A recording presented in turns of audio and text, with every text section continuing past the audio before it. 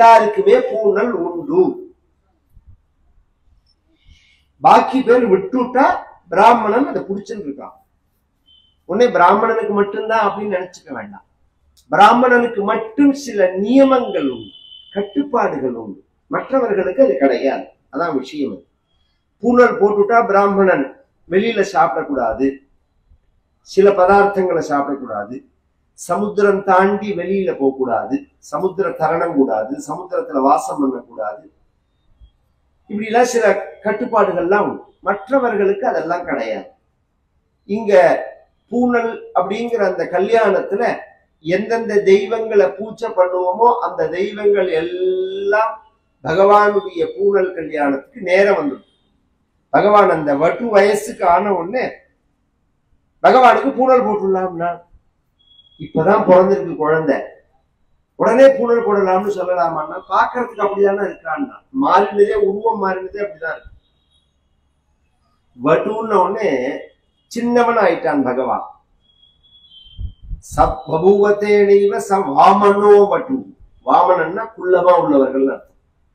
உலகத்துல குள்ளமா உள்ளவர்களை நாம் கவனிச்சோம்னா நமக்கு வருத்தமா இருக்கும். தலை பெருசா இருக்கும், கழுத்து இருக்கிற இடத்துமே தெரியாது. தோல் பெருசா இருக்கும், கை சூம்பினதா இருக்கும். வயர் பெருசா இருக்கும், கால் சின்னதா இருக்கும். ஒண்ணுக்கு ஒண்ணு சம்பந்தம் இல்லாதது மாதிரி இருக்கும். அது மாதிரி இது கிடையாது. தலைக்கு தகுந்த கழுத்து, கழுத்துக்கு தகுந்த தோல், தோலுக்கு தகுந்த கை, கைக்கு தகுந்த மார்பு, மார்புக்கு தகுந்த வயறு, வயருக்கு தகுந்த தொடை, தொடைக்கு தகுந்த கால். எல்லாமே பார்க்கறதுக்கு அவ்வளவு அழகா இருக்கு. பலி அத்புத வாமனா. இதை விட ஆச்சரியம் இந்த வாமனாவதாரத்தை பத்தி வேதம் சொல்றது. உருக்ஷிதிக்கும் சுஜனிமாச்சகாரா தர்தேவ பிருத்திவி வேஷயேதாம் விசக்ரமே சதர்ச்ச சம்மஹித்வா அப்படின்னு சொல்லும் போது உருக்ஷிதிக்கும் சுஜனிமா அப்படிங்கிறது, சுஜாத்தம் அப்படிங்கிறது தான் சுஜனிமா, அழகான அவதாரம் அப்படின்னு. பகவானுடைய அவதாரங்கள்லயே ஒரிஜினலா ரொம்ப அழகா இருக்கிற அவதாரம் எதுன்னா வாமன அவதாரம் தான். ஒரிஜினலா ரொம்ப அழகா இருக்கிற அவதாரம். பூணல் போடலாம்னு உடனே பூணல் ஏற்பாடு பண்ணி எல்லா தெய்வங்களும் வந்து, சூரியன் வந்து காயத்ரி உபதேசம் பண்ணினார். ப்ரஹஸ்பதி வந்து பூணல் கொடுத்தார், கஷ்யபர் மேகலையை கொடுத்தார், பூமி தேவி வந்து மான்தோலை கொடுத்தார், வனதேவத்தை வந்து பலாச தண்டத்தை கொடுத்தார், கௌபீனத்தை அவ அம்மா கொடுத்தார், ஆகாசராஜன் வந்து கொடையை கொடுத்தார், கமண்டலுவ பிரம்மா கொடுத்தார், குஷத்த சப்தரிஷிகளுக்கு கொடுத்தார்கள், ஜபமாலைய சரஸ்வதி தேவி கொடுத்தார், பிக்ஷை எடுக்கிற பாத்திரத்தை குபேரன் கொடுத்தான், பிக்ஷைய அன்னபூர்ணியே போட்டான்.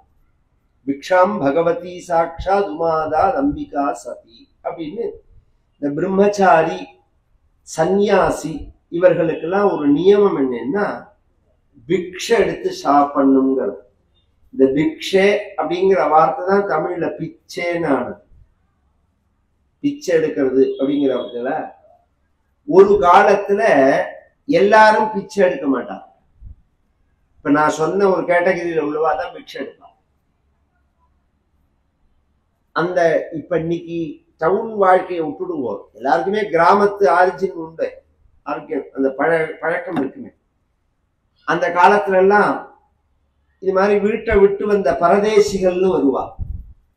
பண்டாரம் பரதேசி, இது மாதிரி பிக்ஷை எடுக்கிறவா, இது மாதிரி காவடி எடுத்துன்னு வருவா. சுவாமிக்கு காவடி எடுத்துன்னு பிக்ஷை எடுக்கிறவா எல்லாம் வீட்டை விட்டு வந்திருப்பா.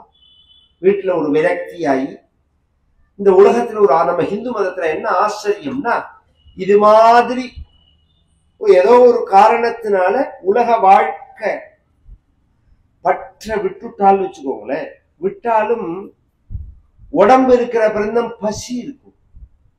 உலகத்துல பற்று இல்லாம இருக்கலாம், பசின்னு ஒண்ணு இருக்கும். அந்த பசியை போக்குறது நம் கடமை அப்படிங்கறது அவர்களுக்கு சாப்பாடு போடுவார்கள். இது மாதிரி உள்ளவர்களுக்கு, வயசானவர்களுக்கு, உடல் ஊனமுற்றம் உள்ளவர்களுக்கு இவர்களுக்கெல்லாம் இவர்களை காப்பாற்ற வேண்டியது நம் கடமை அப்படின்னு நம்ம சாஸ்திரம் சொல்றது.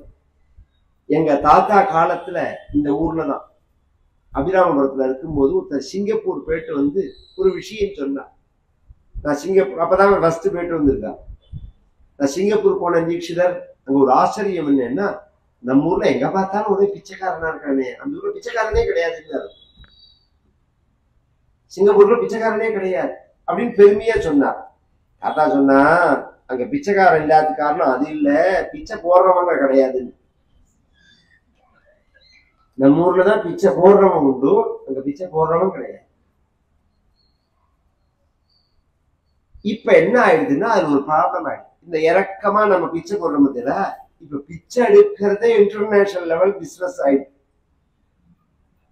ஆமா, அதனால பிச்சையே போடக்கூடாது. என்ன இப்படி சொல்றேன்னா அப்படி இல்லை, பணமா போடக்கூடாது. அம்மா தாயே 2 நாளா சாப்பிட்டு 2 நாள் ஆச்சுன்னா வா ஒரு சாப்பாடு வாங்கிட்டேன், 2 வாழைப்பழம் வாங்கிட்டேன் அப்படின்னு சொல்லுவோம். வேண்டாம், நீ தான் சாப்பிட்டு 2 நாள் ஆச்சுன்னு தானே சொல்ற, இப்ப சாப்பாடு வாங்கி தானே வா. அப்ப ஃப்ராடுன்னு தெரியறதும் நமக்கு. நாம யாருக்கு போடணும்னா, யாரால இயற்கையா உடம்பு ரீதியா உழைக்க முடியாத உடல் ஊனமுற்றவர்களோ வயசானவர்களோ இவர்களுக்கு மட்டும்தான் பண்ணணும். மற்றவர்களுக்கெல்லாம் பேசாம இருந்துடும். நம்ம என்ன சொல்றேன், அவளை வெய்யவும் கூடாது விரட்டவும் கூடாது. பேசாம இருந்துட்டா கார் கதவை தட்டிகிட்டே இருப்பா சிக்னல். குழந்தைய வச்சுன்னு கொத்து கொத்து அரையணும் போல வரும் எனக்கு ஆத்திரம். குழந்தைய வச்சு பிச்சை எடுக்கிறது அதெல்லாம் ஒரு தொழில். அது குழந்தையா அவளோடதான் இருக்காது கடைசியில பார்த்தா. இதெல்லாம் ஒரு பெரிய ஃப்ராடு நிறைய நடக்கிறது. அதுக்காக சொல்ல வர. அப்ப நாம என்ன பண்ணணும்னா, பேசாம இருந்துட்டு அண்ணன் போடுவான். நம்ம ஏன் அபிப்பிராயம் சொல்லுவானே. சில பேர் சொல்லுவான், இதுல ஒருத்தர் 2 பேர் என்ன பிரச்சனைல வரானது, தடிப்பையில உடம்பு நன்னாதானடா இருக்கு, உழைச்சு சாப்பிட வேண்டியதானடா, எதுக்கு பிச்சை கிடைக்கிறேன்னு கேட்பான். அப்படின்னு சொல்லக்கூடாது. அவன் என்ன காரணத்துக்கு பிச்சை எடுக்க வந்தானோ நமக்கு என்ன தெரியும். அதனால நாம அபிப்பிராயம் சொல்லாம இருந்துடலாம். இது பிக்ஷேங்கிறது தான் பிச்சைங்கிறது. இது 2 பேருக்கு மட்டும் என்னன்னா, வேதம் படிக்கிறவர்களுக்கு பிக்ஷை எடுத்துதான் வேதம் படிக்கணுங்கிறது. அதனால இன்னைக்கு பூணல் கல்யாணத்துல பிக்ஷை போடுவார். ஒரு காலத்துல பிக்ஷை எடுத்துதான் வேதம் படிப்பா. அது மாதிரி பிக்ஷை எடுக்கிற போன இடத்துலதான் ஆதிசங்கரர் ஒரு ஏழை வீட்டுல போய் பிக்ஷை எடுக்கும் போது அவர்களுக்கு போடுறதுக்கு ஒண்ணுமே இல்லாம கண்ணீர் விட்டு ஒரு ஒரு காஞ்ச நெல்லிக்காயை கொண்டு போட இந்த அம்மா அழுதுண்டே போடுறா. 7 வயசு குழந்தையான ஆதிசங்கரர் கேட்கிறார், ஏன் அம்மா அழற அப்படின்னு. ஒரு வேதம் படிக்கிற குழந்தை சாப்பாடு கேட்கும் போது சாஸ்திரங்கள்லாம் என்ன சொல்றது, நல்ல சாப்பாடு போடணுங்கிற. உச்சோ திஷ்டதியஸ்யான்னே வேதாபியாசேன ஜீரியதே அப்படின்னு நாம சாப்பாடு போட்டு வேதம் சொல்லி அந்த சத்தத்தினால அந்த சாப்பாடு ஜெரிமாச்சுன்னா குலமேகோத்தரம் சதம். அதனாலதானே எங்க பார்த்தாலும் செட்டியார் பாடசாலை, செட்டியார் அன்னதான சத்திரம் இப்படிலாம் நிறைய இருக்கும். எல்லா இடத்துலையும் பார்த்தோம்னா, எல்லா திவ்ய தேசங்கள்லையும் எல்லா சிவக்ஷேத்திரங்கள்லையும் பார்த்தோம்னா பாடசாலை இருக்கும். வைசியர்கள் ஒரு காலத்துல தர்மத்துக்கு ஆணி வேறா இருந்தார். ஏன்னா வியாபாரங்கள் அவர்கள் கையில இருந்தது. ஏதோ ஒரு வகையில வியாபாரம் பண்ணுவார்கள், தன் குடும்பத்துக்கு தேவை போக மிச்சத்தை தர்மத்துக்கு செலவு பண்ணுவார்கள். இப்ப எப்படி ஆயிடுச்சுன்னா, வியாபாரம் பண்ணி அது முழுக்க வேற ஏதோ ரூபத்துல தப்பான காரியத்துக்கு எல்லாம் செலவாரு. ஏன்னா வியாபாரமே கை மாறி போயிடுது. நாமெல்லாமும் தெரிஞ்சுக்கணும். அதை நாம ஒரு பெருமையா நினைச்சு நம்ம ஒரு மால்ல போய் வாங்குறது, ஒரு பெரிய ஷாப்ல போய் வாங்குறதெல்லாம் பெருமைன்னு நினைக்கவே கூடாது. பிராச்சீனமா உள்ள நம்ம செட்டியார் கடை, நாடார் கடையில தான் சாமான் வாங்கணும். அதுதான் நம்மளுடைய பழக்கம். அதுல 2 லாபம் சொல்றேன் நான். நாம பண்ணக்கூடிய அந்த காரியத்தினால ஒரு நல்லவர்களோட நமக்கு ஒரு தொடர்பு ஏற்படும். ஒரு கடை வாசல்ல நின்று நீங்க வாங்கினா உங்களுக்கு என்ன தேவையோ அந்த சாமானை மட்டும்தான் சொல்லுவேன், அந்த சாமானை மட்டும்தான் நீங்க வாங்கிட்டு வருவேன். ஒரு ஷாப்புக்குள்ள போனேன்னா நீ வாங்க போனது 100 கிராம் கடுகு, அது 50 ரூபான்னா 500 ரூபாய்க்கு சாமான் 500 ரூபாய் வெளியில வருது. அதுவும் இந்த பில்லு போடுற இடத்துல 10 சாமான் வச்சிருப்போம். உன்னை தூண்டுற மாதிரி சாப்பாட்டு சாமானாவே இருக்கணும். ரொட்டி கிட்டி இந்த பரோட்டா கரோட்டா பண்ணு இந்த மாதிரிலாம் இருக்குதுல்ல, இதெல்லாம் பில்லு போற இடத்துல கொண்டு வச்சிருக்கோம். நம்மளை அறியாம நம்ம காசை புடுங்குற விஷயங்கள். ஒரு காசு சம்பாதிக்கிறதுக்கு எவ்வளவு கஷ்டப்பட வேண்டியது, அனாவசியமா செலவு பண்ணலாம. ஒரு கடை வாசல்ல நின்று நம்ம செட்டியார் கடை, நாடார் கடையில, ஏதோ ஒரு கடையில நமக்கு பழக்கமான நம்ம கடையில வாங்கறது இந்த பிரச்சனையே இருக்காது. ஒரு 1/2 கிலோ உளுத்தம்பருப்பு கொடுப்போம், கடை கொடுப்போம்னா அதோட முடிஞ்சு போச்சு நம்ம வியாபாரம். என்ன தேவையோ அதுக்கு மேல ஒரு சுவாரஸ்யம் சொல்றேன். கிராமத்துல எல்லாம் ஒரு சாமான் தீர்ந்து படுத்தினா அன்னைக்கே வாங்க மாட்டா, 2 நாள் இருப்பா. 2 நாள் போகட்டும் பாரு. இப்ப என்ன கடுகு சாப்பிடலன்னு அந்த மண்டை வெடிச்சு போயிடுமா? கடுகு தாளிச்சு கொட்டி தான் சாப்பிடணும் ஏதா இருக்கான்னு இல்லை, கிடையாது. இப்படி எல்லாம் ஒண்ணுமே இல்லையா? ஒரு முருங்கைக்கீரையை பெரிச்சு கஞ்சி வச்சு உப்பை போட்டு முருங்கைக்கீரையை போட்டு கலக்கி குடிச்சா அவ்வளோ ஆரோக்கியமா இருக்கும். கஞ்சி ஊத்துறதுன்னு உண்டு கிராமத்துல எல்லாம். அதுல இதான் பண்ணுவா, பயத்தம்பருப்பு, அரிசி, முருங்கைக்கீரை, உப்பு, இதான் கஞ்சி. ஆரோக்கியமா வாழ்க்கை, சுதேசமான வாழ்க்கை. நம் தேசத்து பொருட்கள்ல நம் தேசத்துக்காரர்கள்ட்ட தான் நாம வாங்கணும். இதெல்லாம் இப்ப தேவை. திரும்ப திரும்ப சொல்றேன், நீங்க அடிக்ட் ஆயிட்டேன்னா பிரச்சனை ஆயிடும். இந்த போன் இருக்கு, ஒருத்தருக்கு ஒருத்தர் தகவல் பரிமாற்றத்துக்கு இந்த போன். எப்ப பாரு இப்படியே வச்சு நோன்றதுக்கான போன். அப்ப என்ன ஆகும்னா, ஒரு கட்டத்துல இது இல்லைன்னா உனக்கு வெறி பிடிச்ச மாதிரி ஆயிடும். ஒரு நாளைக்கு ஒரு தடவை பார்க்கலாம், 2 தடவை பார்க்கலாம், போன் வந்தா எடுக்கலாம். ஒருத்தருக்கு ஒருத்தர் தகவல் பரிமாற்றத்துக்கு தான் இந்த போன். இல்ல நீ ஏதாவது படிக்கிறையா, எஜுகேஷன் தெரிஞ்சுக்கணும்னா சரி. இதை தாண்டி வம்புக்கு அது உபயோகப்படக்கூடாது, அதுக்கு அடிமையாகக்கூடாது. இது மாதிரி எந்த விஷயமுமே உணவு பதார்த்தங்கள்லயே ஜாஸ்தி நான் கதையை தாண்டி இதை சொல்றதுக்கு காரணமே ரொம்ப வருத்தத்தினால சொல்றேன், வயிற்றுனால சொல்றேன். நாம தயார் பண்ணி சாப்பிடுற உணவு தான் ஆரோக்கியமானது. நாம தயார் பண்ணி சாப்பிடுற உணவு தான் ரொம்ப ஆரோக்கியமானது. அதுலயுமே அபூர்வமான உணவுகள்லாம் அழிஞ்சு போயிடுது. இன்னைக்கு நம்ம அபூர்வமான உணவுகள்லாம் அழிஞ்சு போயிடுது. அவ்வளவு ஆரோக்கியமான உணவு. இந்த பிக்ஷை எடுத்து சாப்பிட்றதுங்கிறது ரொம்ப ஆரோக்கியம். பொதுவா பழையதுதான் போடுவார். இந்த நெல்லிக்காயை போட்ட உடனே அழுதாள் அந்த அம்மா, எங்கிட்ட போடுறதுக்கு ஒண்ணும் இல்லை, அதனால அந்த நெல்லிக்காயை போட்டேன்னு உடனே ஆதிசங்கரர் என்ன பண்ணினார், தன் கையில உள்ள அந்த கப்பரைன்னு சொல்லுவாங்க, பிக்ஷா பாத்திரத்தை கீழே வச்சுட்டு அந்த வீட்டுல நின்று ஒரு ஸ்தோத்திரம் சொல்றார். அங்கம் ஹரே புலகபூஷணமாஸ்ரயந்தி பிருங்காங்கனே வனுகுலாபரணம் தமாலம் அங்கீகிருதாகில விபூதிரபாங்கலீலா மங்கல்யதாஸ்து மம மங்கள தேவதாயாஹ. இதுக்கு லட்சுமி ஸ்தோத்திரம்னு பெயர். ஒரிஜினலா இதோட பெயர் லட்சுமி ஸ்தோத்திரம் தான். இந்த ஸ்தோத்திரம் சொல்லி முடிச்ச உடனே என்ன ஆச்சுன்னா, நெல்லிக்காயை தானே அவ போட்டா, மகாலட்சுமி தங்கத்தை கொற்றா. அந்த தங்கம் எப்படி இருக்குன்னா நெல்லிக்காய் மாதிரி இருக்கு. கனகதாரா ஸ்தோத்திரம் அப்படின்னு, கனகம்னா தங்கம்னு அர்த்தம், தாரான்னா கண்டினியூட்டியா கொடுக்கறதுன்னு அர்த்தம். இந்த தங்கத்தை கொடுத்ததுனால இந்த ஸ்தோத்திரத்துக்கு கனகதாரா ஸ்தோத்திரம்னு மாறி போயிடுது. ஒரிஜினலா இதோட பேரு லட்சுமி ஸ்தவம் அப்படின்னு பேர். அபூர்வமா மகாலட்சுமி கல்யாணத்தை சொன்ன ஸ்தோத்திரம் இது. அந்த பிக்ஷை எடுக்கிறான் பகவான், அன்னபூர்ணியே பிக்ஷை போட்டான். இந்த சந்தர்ப்பத்துல மகாபலி என்ன பண்றான், அசுர சக்கரவர்த்தியான மகாபலி மற்ற அசுரர்கள் மாதிரி சொர்க்கத்துல உள்ள சௌக்கியத்தை அனுபவிக்கணுங்கிறதுக்காக அவன் கைப்பற்றல.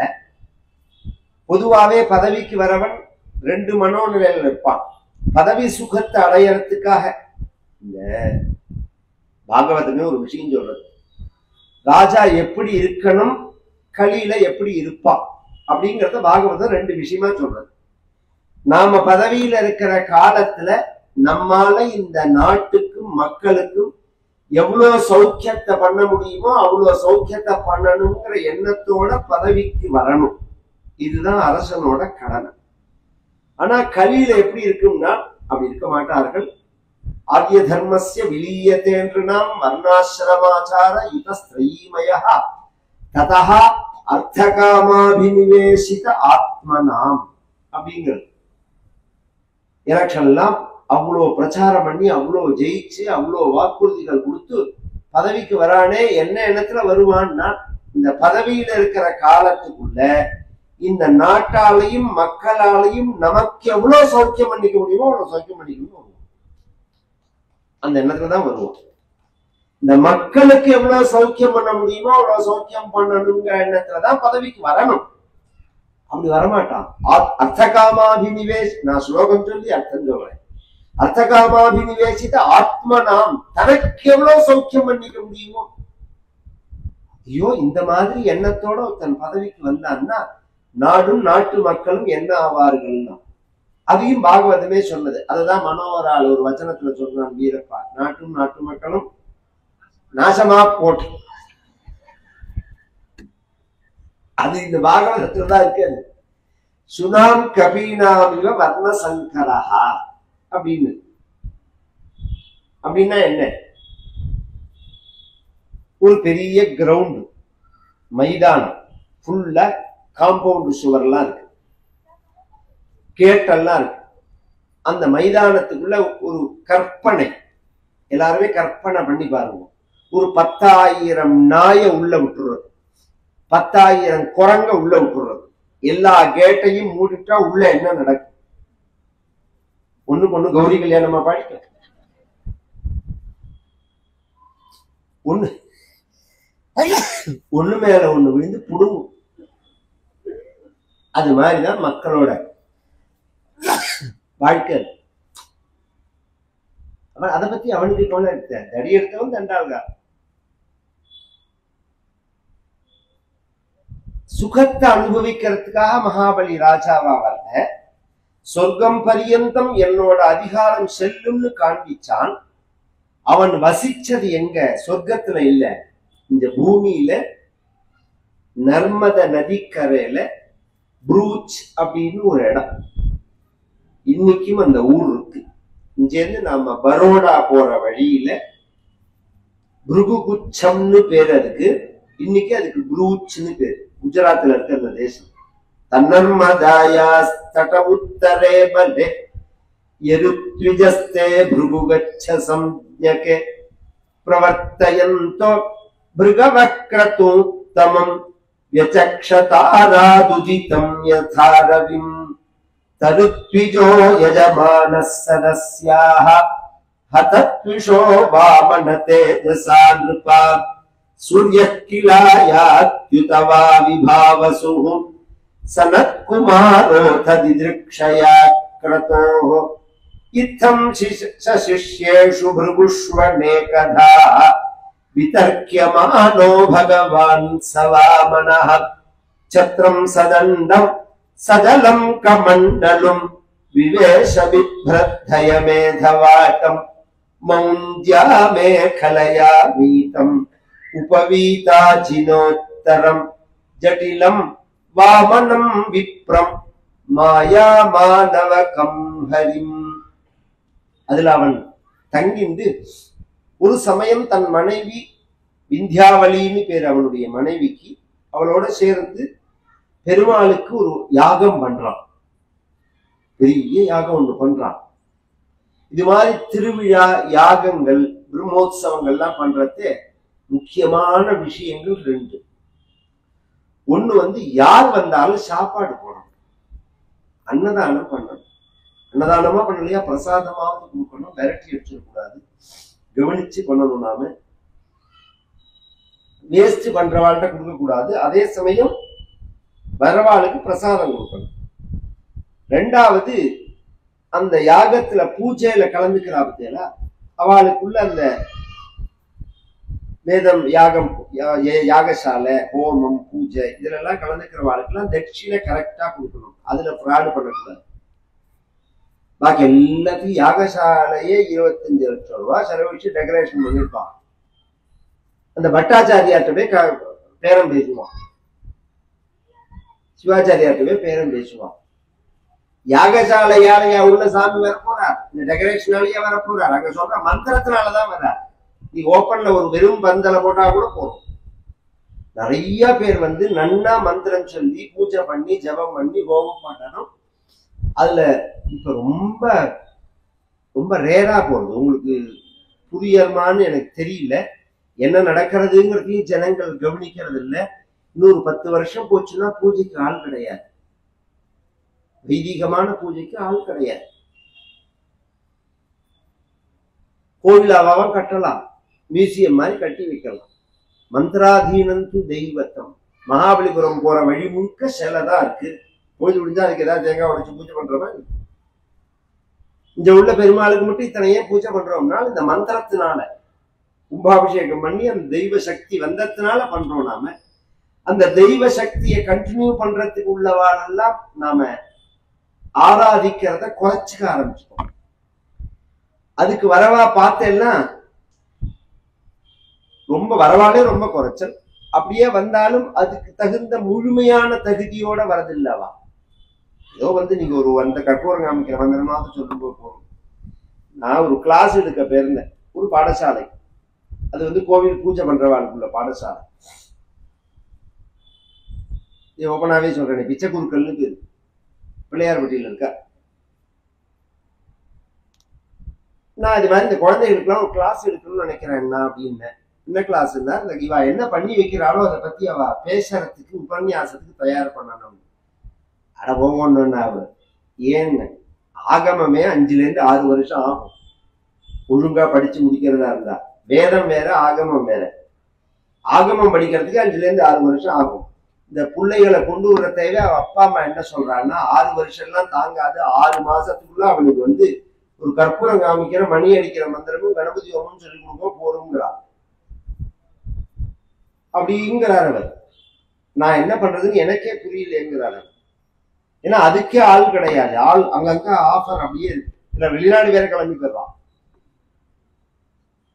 என்னத்தினால யாராவது யோசனை பண்ணினா நீங்க எல்லாம் ஒரு காலத்துல நம்ம கோவிலை சார்ந்துதானே வாழ்ந்தோம். இப்ப என்னத்தினாலன்னா அந்த கோவில்லேருந்து வர வருமானம் முழுக்க எல்லாரும் உட்கார்ந்து சாப்பிடறான். பூஜை பண்றவருக்கு 5 ரூபாய் கிடையாது. அதான் பிரச்சனை. அதுதான் காரணம். எந்த தமிழ்நாட்டில் உள்ள எந்த கோவில்லையாவது பூஜை பண்றவர் கவர்மெண்ட் ஸ்டாஃபா நீங்க சொல்லுங்க. ஒரு நிமிஷம் யோசனை மட்டும் சொல்லுங்க. அவர் வந்து கவர்மெண்ட் உத்தியோகத்துல உட்காரா? கோவில் கவர்மெண்டோடதுன்னு நீ அதுவே முதல்ல தப்பு. இந்து அறநிலைத்துறைக்கு சொந்தமானதுங்கிற வார்த்தையே சட்டப்படி குற்றமான வார்த்தை. அது இந்து அறநிலைத்துறையால கண்காணிக்கப்படுறதுன்னு தான் சொல்லணுமே தவிர சொந்தம் கிடையாது. கோவில்ல அந்தந்த ஊர் அந்தந்த கிராமம் அந்தந்த சமூகத்துக்கு தான் சொந்தம். அது கவர்மெண்ட்டுக்கு சொந்தமே கிடையாது சட்டப்படி. இதெல்லாம் எவ்வளவு போட்டாலும் கோர்ட்டும் பேசாம இருக்கு, இதுவும் நாடும் பேசாம இருக்கு. இதுக்கு என்னைக்கு வெடிகாலம் வரப்போறதோ அது வேற விஷயம். நான் சட்டப்படி சொல்றேன். இதுல பூஜை பண்றவாளுக்கு சம்பளம் என்னன்னா 2000 3000. தட்டை எடுக்க கூடாதுங்கிறா. தட்டு எடுத்தா கேமரா வைப்பேங்கிறா. எப்படி மாசம் 10,000 ரூபாய்க்குள்ள குடும்பம் நடத்த முடியுமா சைதாப்பேட்டையில? கொஞ்சம் யோசனை பண்ண முடியும். ஒரு கொத்தனார் வேலைக்கு போனா மாசம் 1200 ரூபாய், ஒரு நாளைக்கு 1200 ரூபாய். சித்தாள் வேலைக்கு போனா 800 ரூபாய் ஒரு நாளைக்கு. பூஜை பண்றவருக்கு மாசம் 200, ஒரு நாளைக்கு 200 ரூபாய் கூட கிடையாதுன்னா எப்படி பூஜை பண்ணுவார்? அவ தொழிலை குழப்ப பார்த்துட்டு தான் போவான். இன்னொரு 10 வருஷம் போச்சுன்னா பூஜை பண்றதுக்கு ஆள் இருக்காது. அங்கங்க கோவில் மட்டும் அப்படியே இருக்கு. அங்கோடான்னு ஒரு இடத்துல இருக்கு. இந்தோனேஷியால பார்த்தீங்கன்னா ராஜேந்திர சோழன் போய் கட்டியிருக்கான். பெரிய பெருமாள் கோவில் கட்டியிருக்கான். மியூசியம் ஒருத்தர் கூட கிடையாது. பூஜை கிஜெல்லாம் எதுவுமே கிடையாது. அது மாதிரி கொஞ்ச நாள்ல இந்தியாவில் உள்ள கோவில்லாம் ஆகும். ஆகக்கூடாது நான் நினைக்கிறது. நாம் என்ன பண்ணணும்னா அந்த கவர்மெண்ட் கோவில் சொத்து கோவிலுக்கு தான், கோவில் வருமானம் கோவிலுக்கு தான். கோவில்ல பூஜை பண்றவான எல்லாரையும் இந்த ஐயரை மட்டும் சொல்லலைன்னா பெருக்கிறவா உட்பட கவர்மெண்ட் ஸ்டாஃபா பண்ணணும். ஒவ்வொரு கோவிலுக்கும் கோவில் பெருக்கிறவா, பூ கட்டுறவா, மேளம் வாசிக்கிறவா, தேவாரம் பாசுரங்கள் ஓதுறவா, நைவேத்தியம் வைக்கிறவா, இவர்கள் ஒரு 5-6 பேரை நீங்க பர்மனன்ட் ஸ்டாஃபா பண்ணிட்டேன்னா பணம் நீ ஒன்றும் உங்க அப்பா வீட்டு சொத்துல இருந்து கொடுக்கவே வேண்டாம். இந்த கோவிலுக்கு வர பணமே உபரியா இருக்கு. 1200 கோடி ரூபாய் ஒரு வருஷத்துக்கு வருது ஹெச்ஆர்என்சில தமிழ்நாட்டில். கோவில் மொத்த கோவிலோட வருமானம் 1100 கோடியில இருந்து 200 கோடி ரூபாய். அத்தனை கோவிலையும் ஜே ஜே ஜே ஜென் பூஜை பண்ண வைக்கலாம். அப்படியே கொண்டு போயிடுறான் எங்கேயோ ஒரு திட்டத்துக்குன்னு சொல்லிட்டு. இதெல்லாம் வருத்தமானது. இதெல்லாம் மாறணும். நீங்க எல்லாம் மனசுல வச்சுக்கணும். ஏன்னா இந்த சிஸ்டம் வேற, அந்த சிஸ்டம் வேற. இந்த கோவில்ல ஊழல் நடக்கலையா, தப்பு நடக்கலையா, இதெல்லாம் பேசி நீங்க இதை நாசம் பண்ணாதீங்க. உலகத்துல எல்லா இடத்துலயும் தப்பு இருக்கு, எல்லா இடத்துலயும் கெட்டவா இருப்பா. அதை வச்சுன்னா அந்த அமைப்பையே நாம தப்புன்னு சொல்லக்கூடாது. அதை சரி பண்றதுக்கு என்ன பண்றோங்கிறதுதான் பார்வை. அதுலயும் பிரத்யேகமா பூஜை பண்றவா, கோவில்ல ஈடுபட்டிருக்கிற அத்தனை பேரையும் நாம பர்மனன்ட் ஸ்டாஃபா பண்ணணும். அந்த தட்சிணையை ஒழுங்கா கொடுக்கணும். யார் வந்தாலும் சம்பாவனை பண்ணணும். பகவான் என்ன நினைக்கிறார்? அஸ்வமேதம்னு ஒரு யாகம் மகாபலி பண்றத நாம போனோம்னா தானம் கேட்டா இல்லைன்னு சொல்ல மாட்டான். அப்படிங்கிறதுக்காக அவன் பண்ற அஸ்வமேத சமய யாகத்துக்கு போறான். அந்த கடைசி நாள் அன்னைக்குதான் தானம் பண்ணுவார்கள். அந்த தானம் பண்ற சமயத்துக்கு பகவான் போறான். சுத்வாஸ்வமேதைர் யஜமானமூர்ஜிதம் பலிம் ப்ருகூணாமுபகல்பிதைஸ்ததஹ ஜகாம தத்ராகில சார சம்ஹ்ருதஹ பாரேன கான் சன்னமயன் பதே பதே. அந்த கொடை கையில ஜாரி, கமண்டலு, ஜபமால, வாக்குல வேத மந்திரம் இதை எடுத்துட்டு வாமன பகவானா போறான். போறதே ஒரு அதிசயம் நடக்கிறது. என்ன அதிசயம்னா, ஒவ்வொரு அடி இழுத்து வைக்கிறதையும் பூமி வளையறது.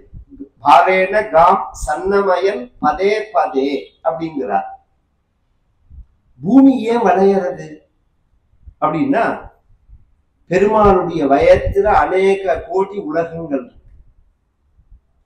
ஒவ்வொரு அவதாரம் பண்றதையும் பகவான் அதை பேலன்ஸ் பண்ணிட்டு அந்த வெயிட் இந்த பூமியில இறங்கக்கூடாதுன்னு தான் பகவான் மெயின்டைன் பண்ணுவான். இப்ப மகாபலிய பார்க்க போறத, மகாபலி ரொம்ப கெட்டிக்காரன். இவரோ வேஷம் போட்டுன்னு போறார். இவரை அவன் கண்டுபிடிக்க கூடாது. அவன் என்ன கேள்வி கேட்பான், நாம என்ன பதில் சொல்லணும், கேள்வி அவன் எப்படி மாத்துவான், நாம பதில எப்படி மாத்தணும், இத்தனை ஒரு இன்டர்வியூக்கு முன்னாடி தயார் பண்ணி பாருங்க. அது மாதிரி பகவான் யோஜனை பண்ணிட்டே போறாரா. அந்த யோஜனையில இந்த பேலன்ஸ் பண்றத மறந்துட்டார். பேலன்ஸ் பண்றத மறந்தா இவரோட வெயிட் முழுக்க பூமியில அழுத்துறது. அழுத்தினா பூமி வளையறது. வளையறதுக்கு காரணம் ஏன் பூமி வளையறதுன்னு இவரே நினைக்கிறார். சில பேரை டூ வீலர்ல பின்னாடி வச்சிருந்தோம்னா காத்து அடிபடும், டயரே சப்புன்னு உட்காந்துடும். உடனே அவன் கேட்பான், சார் காத்து ஏன் குறைச்சலா இருக்கா, சரியா அடிக்கலையான்னு. அவன் 180 கிலோ இருப்பான், அதை நினைச்சே பார்க்க மாட்டான். அது மாதிரி பகவான் தன் வெயிட்ட மறந்துட்டு பூமி ஏன் வளையறது அப்படின்னு நினைக்கிறார். இந்த யாகம் நடக்கிற இடத்துக்கிட்ட போனா பகவானுடைய ஒளிய பார்த்துட்டு அங்க உள்ள பிருகு முதலிய மகர்ஷிகள் எல்லாம் எழுந்துட்டு, மகாபலே நீ என்ன பாக்கியம் பண்ணின, உன் யாகத்தை பார்ப்பதற்காக சூரிய கிலாயாதி உதவா விபாவசுஹு சனத்குமாரோத திதிக்ஷயாக்ரதோ. சூரியன் வரான் அப்படின்னு ஒருத்தர் சொல்றார். நானா சூரியன் இருக்காது. ஏன்னா சூரியன்னா வட்ட வடிவமா இருக்கும் முகம். இது ஷேப்பு இருக்கு. அதனால அக்னின்னா அக்னி பகவான் வரான்னா. இன்னொருத்தர் சொன்னார், அக்னியும் இல்ல, அக்னின்னா வயசானவர், கிழவரா இருக்கிற பாக்குறதுக்கு. இது சின்ன குழந்தையா இருக்கு, அதனால சனத்குமாரர்கள் வரார்கள் அப்படின்னா. வரது சூரியனா, அக்னியா, சனத்குமாரனா, எந்த தேவனா, எதுவுமே புரிஞ்சிக்க முடியல. பொதுவா நம்ம தேசத்துல ஒருத்தரை பார்த்த உடனே புரிஞ்சுக்கிற மாதிரி நம்ம வாழ்வியல் அமைப்பு. இந்த வாழ்வியல் அமைப்பே பார்த்தோம்னா, கல்யாணம் ஆனவன், கல்யாணம் ஆகாதவன், வானப்பிரஸ்தன், சன்னியாசி, இதுக்குதான் ஆசிரமம்னு பேர். இன்னைக்கு இந்த பிரச்சாரம் பண்றவா, எதிர்மறையா பிரச்சாரம் பண்றவா இந்த வார்த்தையை உபயோகப்படுத்துவா. வர்ணாசிரம தர்மத்தை நாங்கள் எதிர்க்கிறோம் அப்படின்னு அதை பிரிச்சு சொல்லணும்னா அவனுக்கே சொல்ல தெரியாது. வர்ணம் வேற, ஆசிரமம் வேற. வர்ணம்னா பிராமண கஷத்திரிய வைசிய சூத்திரர்கள்னு சொல்ற 4 பிரிவ வர்ணம்ங்கிறது. ஆசிரமம்னா கல்யாணம் ஆகாதவன், கல்யாணமானவன், குழந்தை குட்டிகள்லாம் பிறந்து குடும்பத்தை விட்டு விலகினவன், மனைவி இல்லாதவன், சன்னியாசம் வாங்கின்றவன். இதை எப்படி தெரிஞ்சுக்கிறது நாம அப்படின்னா, கல்யாணம் ஆகாதவனுக்கு ஒத்த வேஷ்டி. கவனிச்சு கேளுங்க. ஒரு வேஷ்டி தான் கட்டிக்கணும். அதுவும் இந்த முட்டிக்கால் பெருந்தும் தான் கட்டிக்கணும். ஒரு துண்டு மாதிரி இடுப்புல கட்டிப்பான். கல்யாணம் ஆனவனுக்கு தான் 2 வேஷ்டி, அதுவும் பஞ்சகச்சமா கட்டிக்கணும். இது பிராமணர்களுக்கு உள்ளது இல்லை, எல்லாருக்கும் உள்ள பொது. ஒரு காலத்துல நீங்க கிருபானந்த வாரியார் சுவாமிகளை பார்த்திருக்கல? அவர் பஞ்சகச்சம் கட்டின்னு ஒரு பார்த்திருக்கல நீங்க? இன்னும் பிராச்சீனமா பார்த்தோம்னா, நம்ம முன்னோர்கள்லாம் பார்த்தோம்னா குடுமியும் இருக்கும், கடுக்கனும் இருக்கும், பஞ்சகச்சமும் இருக்கும். இந்துக்கள் எல்லாருக்கும் இது பொது. இன்னைக்கும் தமிழ்நாடு தாண்டிட்டோம்னா ஆந்திரா, மத்திய பிரதேசம், ராஜஸ்தான், உத்தரப்பிரதேசம், இங்க உள்ள கிராமத்து மக்களை பார்த்தோம்னா இந்த பஞ்சகச்சத்தோட தான் வருவாங்க. கச்சம் மாதிரி கட்டின்னு இருப்பாங்க. இது கல்யாணமானவன், கடமைகள்லாம் முடிச்சவன், குழந்தை குட்டிகள்லாம் பிறந்து கல்யாணங்கள்லாம் பண்ணிட்டு அந்த குடும்ப வாழ்க்கையில இருந்து விலக ஆரம்பிச்சவனுக்கு வானப்பிரஸ்தன்னு பேரு. அவன் தான் தாடி வச்சுக்கணும், பெருசா நீண்ட தாடியோட இருக்கணும். சன்னியாசிகளுக்கு மொட்டை அடிச்சிருக்கணும், தாடியும் இருக்காது, மீசையும் இருக்காது, தலையிலையும் கேசம் இருக்காது. இது பார்த்தாலே புரியும்.